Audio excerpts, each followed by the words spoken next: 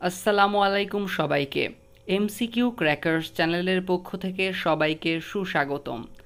আজকে আমরা রবীন্দ্রনাথ ঠাকুর রচিত সোনার তরী কবিতার সবচেয়ে গুরুত্বপূর্ণ 25টি জ্ঞানমূলক প্রশ্ন নিয়ে তোমাদের সামনে হাজির হয়েছি। তো চলো শুরু করা যাক। প্রথম প্রশ্ন বলা হয়েছে, ক্ষুরধারা শব্দের অর্থ কী? ক্ষুরধারা শব্দের অর্থ ক্ষুরের মতো ধারালো যে প্রবাহ বা স্রোত, সেটাকে আমরা কি বলবো? সেটাকে আমরা ক্ষুরধারা বলবো। এর দ্বিতীয় প্রশ্ন, সোনার তরী কবিতার পূর্ণ ও অপূর্ণ পর্ব কত? উত্তর হবে পূর্ণ হচ্ছে 8টি এবং অপূর্ণ হচ্ছে 5টি। এর পরবর্তী প্রশ্ন, সোনার তরী কাব্যগ্রন্থের নাম কবিতা কি? উত্তর হচ্ছে সোনার তরী কবিতার নাম কবিতা হচ্ছে আমাদের সোনার তরী।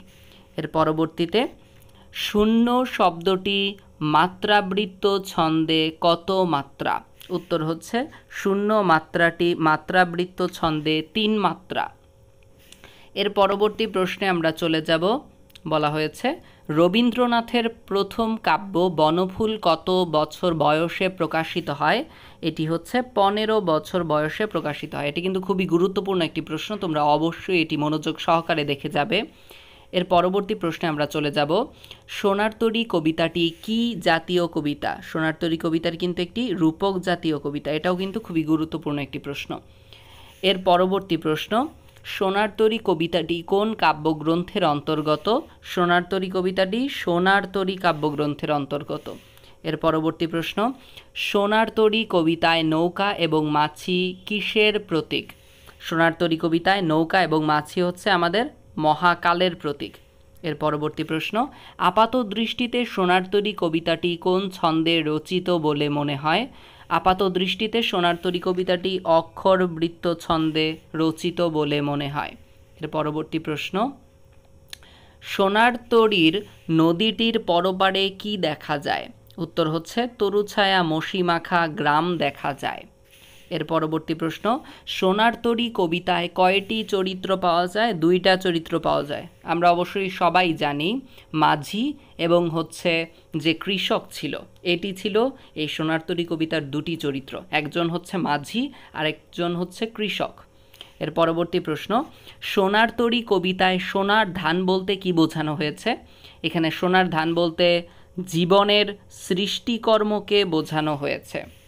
এর পরবর্তী প্রশ্নে আমরা চলে যাব, সোনার তরী কবিতায় বাঁকা জল কিসের প্রতীক? উত্তর হচ্ছে কালস্রোতের প্রতীক। এর পরবর্তী প্রশ্ন, সোনার তরী কবিতায় গ্রামের অবস্থা কেমন ছিল? উত্তর হচ্ছে মেঘে ঢাকা ছিল। এর পরবর্তী প্রশ্ন, সোনার তরী কবিতায় গান গেয়ে কে আসে? উত্তর হচ্ছে মাঝি আসে। এর পরবর্তী প্রশ্ন, রবীন্দ্রনাথ ঠাকুর কত সালে নোবেল পুরস্কার লাভ করেন? 1913 সালে নোবেল পুরস্কার লাভ করেন। এর পরবর্তী প্রশ্নে আমরা চলে যাব, সোনার তরী কবিতায় ঢেউগুলো কি করে? উত্তর হচ্ছে ভাঙে দুধারে, ভাঙে দুধারে। এর পরবর্তীতে, রবীন্দ্রনাথ ঠাকুর কত সালে মৃত্যুবরণ করেন? উত্তর হচ্ছে 1941 সালে। তোমরা অবশ্যই এই অধ্যায়টিতে ভালো দখল নেওয়ার জন্য রবীন্দ্রনাথ ঠাকুরের জন্ম মৃত্যু ভালো মতো পড়বে এবং সেই সাথে জন্ম মৃত্যু বাংলা সালগুলো কিন্তু ভালো মতো পড়বে, কারণ পরীক্ষায় অনেক সময় এই ইংরেজি সালগুলো না দিয়ে বাংলা সালগুলো দিয়ে দেয়, যার কারণে কিন্তু আমরা অনেকেই পারি না। এর পরবর্তী প্রশ্ন, সোনার তরী কবিতাটি কবির কোন কাব্যগ্রন্থ থেকে নেওয়া হয়েছে? উত্তর হচ্ছে সোনার তরী নামক কাব্যগ্রন্থ থেকে নেওয়া হয়েছে। এর পরবর্তী প্রশ্ন, সোনার তরী কখন এই কবিতাটি প্রকাশিত হয়? উত্তর হচ্ছে 1894 সালে প্রকাশিত হয়। 21 নাম্বার, সোনার ধান বলতে কি বোঝানো হয়েছে? উত্তর হচ্ছে জাগতিক মহৎ সৃষ্টিকর্মকে বোঝানো হয়েছে। এর পরবর্তী প্রশ্ন, সোনার তরী কবিতাটি কি ছন্দে রচিত? উত্তর হচ্ছে মাত্রাবৃত্ত ছন্দে রচিত।